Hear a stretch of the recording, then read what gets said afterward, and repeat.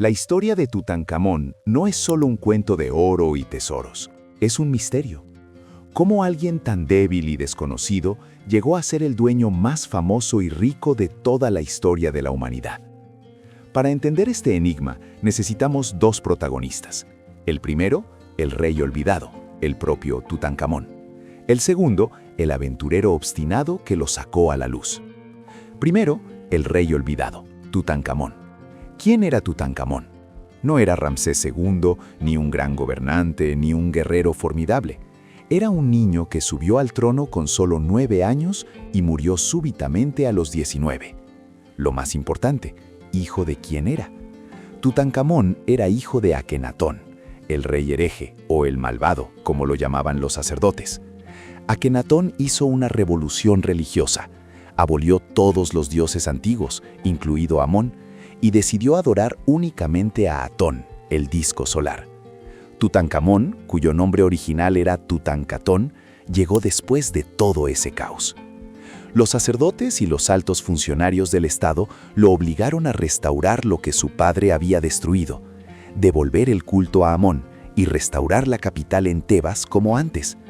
Pero los sacerdotes nunca olvidaron la afrenta. Después de la muerte de Tutankamón, los reyes que vinieron tras él, como Ay y Horemheb, decidieron borrar por completo ese período de la historia. Empezaron una campaña sistemática, destruyeron las estatuas de Akenatón, borraron el nombre de Tutankamón de todas las listas de faraones y de los templos, como si nunca hubiera existido. Esto es lo que se conoce como la maldición de la memoria, o damnatio memorae. Y aquí está la paradoja. Lo borraron de la historia. Era un rey insignificante que murió joven, y los ladrones de tumbas también olvidaron su ubicación. Este olvido fue, irónicamente, la verdadera protección que mantuvo su tumba intacta durante 3000 años. Segundo protagonista, el aventurero obstinado. Vamos a viajar 3000 años hasta el siglo XX, la edad dorada de los egiptólogos. En ese tiempo había un inglés llamado Howard Carter. Carter no era solo un arqueólogo, era un artista y un investigador extremadamente terco. A principios del siglo XX, todos los grandes arqueólogos del mundo, como Theodore Davis y Maspero, habían declarado oficialmente: el Valle de los Reyes ya está explorado, excavado y saqueado 100 veces, no queda nada más que descubrir. Carter era la única voz loca que decía: no, se equivocan, aún falta una tumba, la de un rey olvidado llamado Tutankamón. Y estoy seguro de que sigue intacta y nadie la ha tocado. La gente se burlaba de él. ¿Cuál es tu prueba? Carter tenía fe, perseverancia y unos fragmentos de cerámica donde aparecía el nombre de Tutankamón. Pero esa obsesión necesitaba dinero, mucho dinero. Aquí entra Lord Carnarvon, un noble inglés extremadamente rico y apasionado por la arqueología, quien financió la locura de Carter. Carter excavó en el Valle de los Reyes durante 5 años, de 1917 a 1922, temporada tras temporada, removiendo arena y piedra sin encontrar nada, fracaso tras fracaso. Carnarvon estaba al borde de perder la paciencia y tirar la inversión. En otoño de 1922, Carter sabía que era su última oportunidad. Decidió excavar en el último lugar restante, un terreno bajo casas antiguas donde los obreros dormían durante los días de Ramsés VI. Carter pensó, nadie construiría casas de obreros sobre una tumba real, a menos que fuera muy antigua y olvidada. El 4 de noviembre de 1922, la historia cambió. Según la versión más famosa, un niño llamado Hussein Abdel Rasul, que llevaba agua a los obreros, golpeó algo sólido con su jarra. Al limpiar la arena, apareció un escalón. Hussein corrió hacia Carter, quien casi se desmaya de la emoción. Gritó, «¡Limpien aquí!». Removieron la arena y apareció otro escalón y otro, hasta 12 escalones que descendían bajo tierra. Al final del último escalón encontraron una puerta, cerrada con barro y con un sello intacto, el sello de Anubis, dios de la momificación, perfectamente intacto. Eso significaba que la tumba no había sido abierta por saqueadores oficiales en más de 3000 años. Carter estaba al borde de la locura de felicidad. Quería romper la puerta e ingresar, pero no podía. Era un proyecto de precisión, con el dinero de Carnarvon en juego. Hizo la maniobra más difícil de su vida, ordenó volver a rellenar los escalones y proteger la tumba. Hussein y su familia vigilaron el lugar durante la noche para que nadie entrara. Carter envió entonces el telegrama más famoso en la historia de la arqueología a Lord Carnarvon en Inglaterra. Finalmente, descubrimiento extraordinario, tumba magnífica, sello intacto, rellenada y asegurada a la espera de su llegada. ¡Felicidades! Carnarvon tomó el primer barco y llegó a Egipto. 3 semanas después, a finales de noviembre, Carnarvon y su hija, Lady Evelyn, estaban frente a la puerta sellada. Rompieron los sellos y abrieron la primera puerta. ¿Qué encontraron? Un pasillo largo lleno de escombros, piedras y arena. El tesoro salió a la luz y el mundo entero enloqueció con el niño dorado, Tutankamón. La prensa internacional trasladó sus oficinas a Luxor. Todo el mundo celebraba a Carter y Carnarvon, pero esa celebración tenía un lado oscuro. El tesoro no salió solo, vino acompañado de un misterio que perdura hasta hoy, la maldición de los faraones. ¿Qué pasó? Solo 5 meses después de abrir la tumba, en abril de 1923, Lord Carnarvon, el rico mecenas sin cuya ayuda este sueño no hubiera sido posible, murió. ¿Cómo murió? La versión oficial dice que Carnarvon estaba en Luxor y un mosquito le picó la mejilla. Días después, mientras se afeitaba, un corte en el mismo lugar se infectó. La infección se agravó rápidamente, desarrolló septicemia y neumonía grave. Lo trasladaron apresuradamente a El Cairo, al Hotel Continental Savoy, hoy en la Plaza de la Ópera. En plena noche, Carnarvon, a los 56 años, murió. Hasta aquí podría parecer un hecho normal. Un hombre mayor con el sistema inmunológico débil muere por infección. Eso pasa. Pero lo que le dio fama de leyenda fue lo que ocurrió al mismo momento de su muerte. Los rumores y hechos extraños comenzaron a circular, especialmente por periodistas del Daily Mail, enojados porque Carter había vendido los derechos exclusivos a The Times. Primero, apagones de luz. Dijeron que justo en el segundo en que Carnarvon exhaló su último aliento, la electricidad se cortó en toda la ciudad de El Cairo. Científicamente, la explicación era simple. Los apagones eran frecuentes en El Cairo en 1923, pero la coincidencia alimentó la leyenda de la maldición de Tutankamón. El perro. El segundo rumor, y el más extraño, decía que en el mismo instante murió el perro de Lord Carnarvon, un Fox Terrier llamado Susie, que estaba en Inglaterra, a miles de kilómetros, en su castillo Highclere. El perro aulló, estaba muy triste y murió de repente al mismo tiempo que su dueño. La inscripción. Esto es totalmente falso. La prensa empezó a decir que Carter había encontrado dentro de la tumba una placa o inscripción que decía: «La muerte volará con sus alas rápidas sobre quien perturbe al rey». Esa placa nunca existió. Carter jamás la vio. Fue un invento de los periodistas. Pero ¿quién los escuchaba?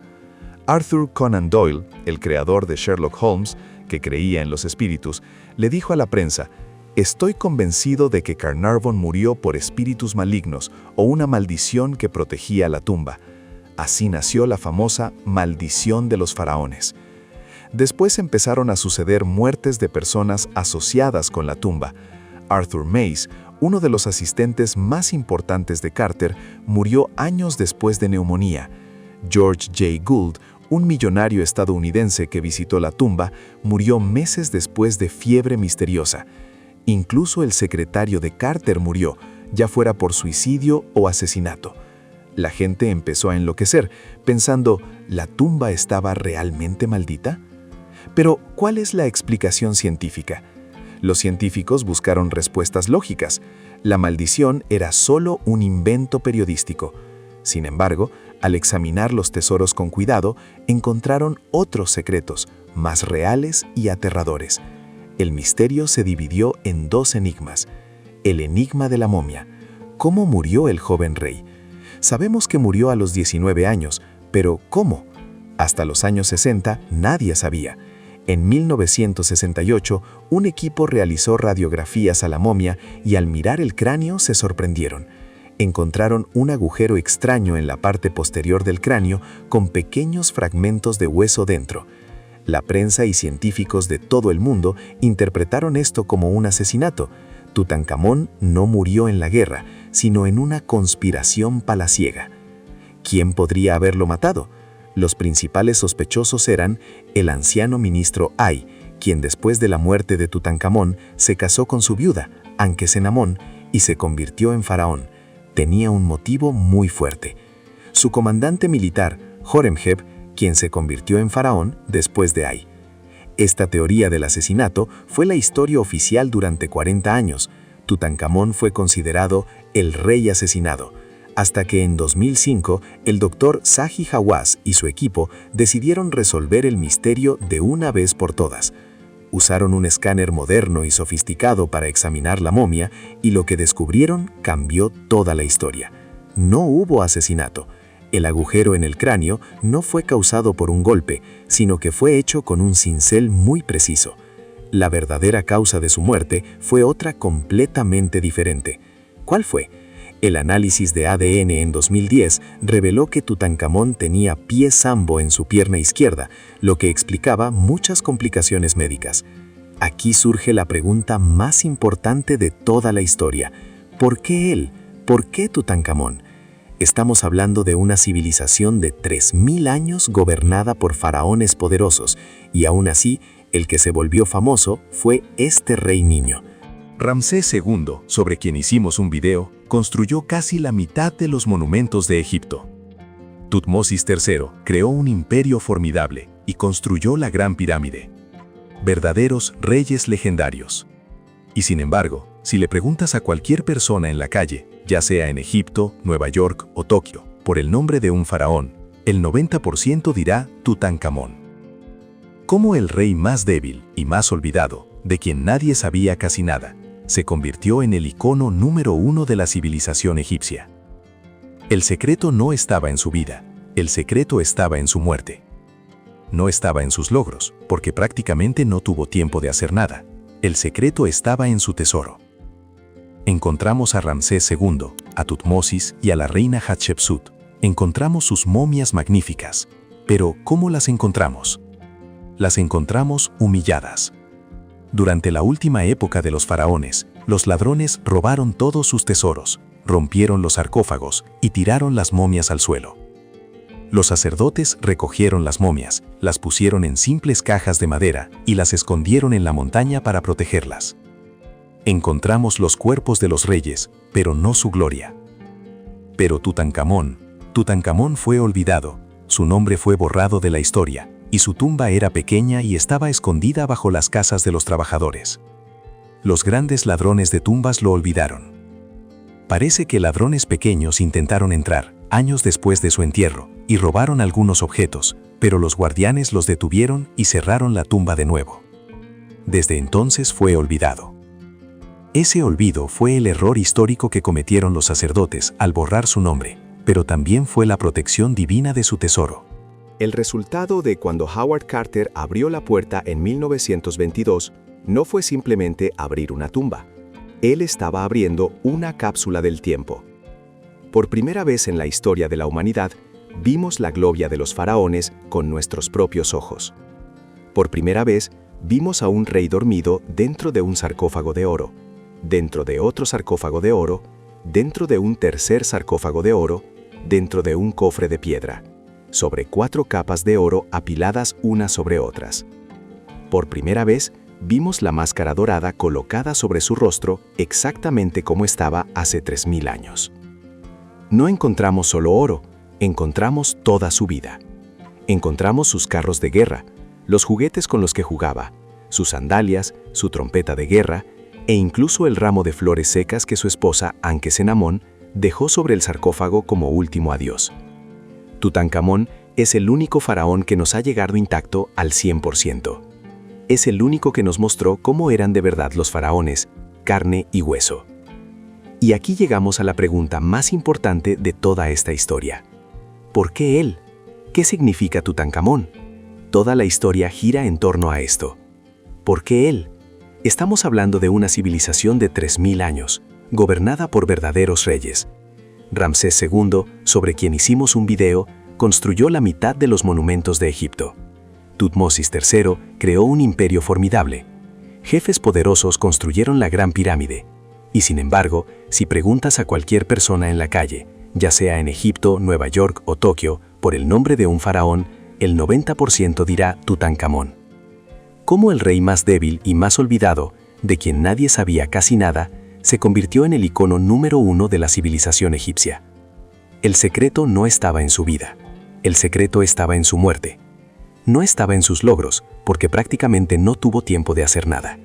El secreto estaba en su tesoro.